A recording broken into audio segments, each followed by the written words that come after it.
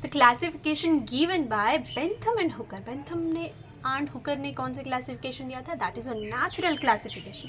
Natural classification यानी कि आपकी मॉर्फोलॉजिकल कैरेक्टर्स के साथ हम आपके बारे में पढ़ेंगे क्या? Embryology, cytology, embryology, cytology, phytochemistry, मतलब कि सारे के सारे ओवरऑल कैरेक्टरिस्टिक्स को जब हम कंसिडरेशन में लेंगे, that is your natural classification system. अब बेंथम एंड हुकर का जो बेसिस था क्लासिफिकेशन का, वो किन पे बेस्ड था? That is was based on your APD कैंडोले के क्लासिफिकेशन सिस्टम से लिया गया था। ठीक है, मतलब कि उसी को लेकर के उन लोगों ने और भी ज़्यादा एलाबोरेट कर दिया। अब उन लोगों ने क्या किया कि जितने भी आपके सीड प्रोड्यूसिंग प्लांट्स थे, दैट इज़ योर फानेरोगेम्स या फिर स्पर्मेटोफाइटा, उन लोगों ने बोला स्पर्मेटोफाइटा डिवीज़न को उन लोगों ने क्लास में डिवाइड किया, 3 क्लास। वो क्लास थे क्या? Dicots, gymnosperms, monocots. अभी हम लोग प्रेजेंट में क्या जानते हैं? अभी हम लोग ये जानते हैं कि एंजियोस्पर्म फ्लावरिंग प्लांट्स को कहते हैं और जिम्नोस्पर्म्स कहते हैं वैसे प्लांट्स को जिसके ओव्यूल्स या सीड्स फ्रूट कवर से कवर्ड नहीं होते। एंजियोस्पर्म्स में फ्रूट कवर से कवर्ड होते हैं, ठीक है, यानी कि ये पेटल बियरिंग होते हैं, और जिम्नोस्पर्म विदाउट पेटल्स होते हैं। और फिर एंजियोस्पर्म में हम लोग जानते हैं कि वो डिवाइडेड हो जाता है मोनोकॉट और डाइकॉट में जाकर के। लेकिन ये जो बेंथम एंड हुकर थे, उन लोगों ने क्या किया था? डाइकॉटिलेडन्स को, मतलब कि डाइकॉट्स को प्रिमिटिव बताया, देन आफ्टर उससे हाई में जिम्नोस्पर्म्स बताया, मतलब कि जिसमें पेटल्स होते ही नहीं है। उसके बाद उन लोगों ने रखा मोनोकॉट्स को, ठीक है, मतलब कि the plants which produces seeds with single cotyledons. उसके आगे जाकर के उन लोगों ने क्या किया? तो अब हम लोग देखेंगे कि देखिए भाई, जो डाइकॉट्स थे उन्हें लेकर के उन लोगों ने 3 सब क्लास में डिवाइड कर दिया। 3 सब क्लास कौन कौन से? तो सबसे पहला आपका आता है पॉलीपेटली। पॉलीपेटली यानी कि ऐसे फ्लावर्स जिनके सारे के सारे पेटल्स अलग अलग होंगे, अलग अलग होंगे। जैसे कि अलग अलग कैसे होते हैं भाई साहब? मतलब कि पेटल्स फ्यूज्ड नहीं होंगे, जैसे कि रोज़ में फ्यूज्ड पाए जाते हैं ना, उस टाइप से नहीं होंगे, वो अलग अलग होंगे। और अलग अलग होते हैं किस में? इन ऑर्डर रिनेल्स और मालवेसी में, ठीक है। तो देखिए इसमें जो आपका किसका बात कर रहे थे हम लोग? अलग अलग पेटल्स की बात कर रहे थे, यानी कि पॉलीपेटली, ठीक है। पॉलीपेटली में ये होता है कि पॉलीपेटली में आपका फर्दर 3 सीरीज में डिवीजन देखा जाता है। एक होता है थैलेमीफ्लोरी, दूसरा सीरीज होता है आपका थैलेमीफ्लोरी, देन आफ्टर डिसिफ्लोरी, थर्ड सीरीज होता है आपका कैलिसीफ्लोरी। हाँ, कैलिसीफ्लोरी। तो ये जो आपका सीरीज़ का डिवीज़न हुआ आपका पॉलीपेटली से, यानी कि फ्री पेटल्ड फ्लावर से, वो उसका बेसिस हो जाता है कि सुपीरियर ओवरी है या फिर इन्फीरियर ओवरी है या फिर पेरिगाइनस ओवरी है, या ठीक है, यानी कि मतलब सेमी इन्फीरियर ओवरी है या फिर पूरा का पूरा इन्फीरियर ओवरी। तो अगर वो सुपीरियर ओवरी हुआ तो वो आ जाएगा थैलेमीफ्लोरी में, ठीक है। और फिर अगर आता है सेमी इन्फीरियर ओवरी तो वो आ जाएगा आपका डिसिफ्लोरी में। और उसके थर्ड में अगर आपका आ गया पेरिगाइनस या फिर हाइपोगाइनस, एकदम लोअर इन्फीरियर वाला ओवरी, तो वो आ जाएगा आपका कैलिसीफ्लोरी में। ये ख़त्म हो गया, हम लोगों ने पॉलीपेटली को खा गया, ठीक है। अब सेकेंड सब क्लास में आते हैं, ठीक है। सेकेंड सब क्लास हो गया आपका गैमोपेटली, यानी कि जो फ्यूज्ड पेटल्स होंगे, यानी कि रोज़ जैसे फ्यूज्ड, एक साथ फ्यूज्ड रहेंगे, वो पेटली। ये भी 3 आपका सीरीज़ में डिवाइडेड हो जाता है। कौन कौन सा सीरीज़ हो गया? एक हो गया आपका इन्फेरी, देन आफ्टर हेटेरोमेरी, देन आफ्टर आपका थर्ड में हो जाएगा इन्फेरी, हेटेरोमेरी, बाइकार्पेलेटी।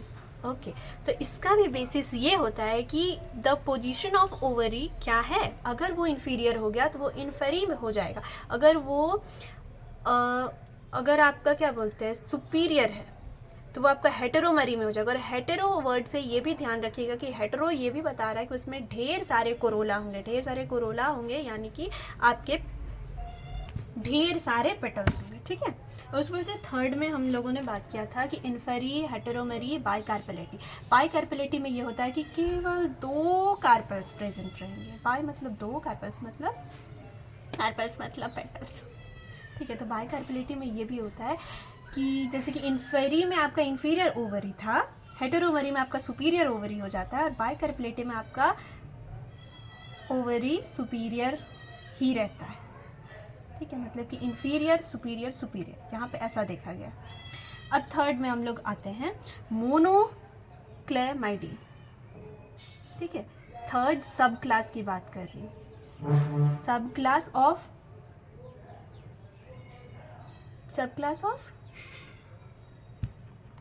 क्लास डाइकोटिलेडनी। मतलब कि डाइकॉट्स में 3 सब क्लास आते हैं। पहला सब क्लास आता है आपका पॉलीपेटली यानी कि अनफ्यूज्ड पेटल्स। सेकंड जो आपका आता है सब क्लास वो हो गया फ्यूज्ड पेटल्स, दैट इज़ और गैमोपेटली। उसमें से थर्ड जो सब क्लास आएगा वो आएगा आपका मोनोक्लेमाइडी। मुझे भी बिल्कुल भी याद नहीं है, I am just taking your time. और सच में अगर आपको बोरियत लग रही है तो प्लीज़ गो अवे। मोनोक्लेमाइडी में ये होता है कि ऐसे प्लांट्स को रखा गया है जो कि पेटल लेस होते हैं, मतलब उसमें पेटल होता ही नहीं, और अगर पेटल होंगे भी तो वो मतलब केवल एक पेरियांथ जैसे होंगे। पेरियांथ मतलब कि सेपल और पेटल्स फ्यूज्ड होंगे, यानी कि उसमें कोई भी क्लियर डिस्टिंक्शन प्रेजेंट नहीं होगा। उसके बाद फिर वो यूनिसेक्सुअल फ्लावर्स होंगे और इनकम्प्लीट फ्लावर होंगे, ठीक है। और ये जो मोनोक्लेमाइडी की बात कर रहे हैं तो इसे बांट दिया गया है 8 सीरीज़ में। आप देखते हैं 8 सीरीज़ का नाम। तो ये जो 8 सीरीज़ का नाम है इसको याद करने का मैंने एक सिंपल सा जुगाड़ लगाया। तो इम्ब्रायो, अगर कर्व्ड इम्ब्रायो पाया जाएगा तो उसको बोलेंगे कर्वी इम्ब्रायो, ई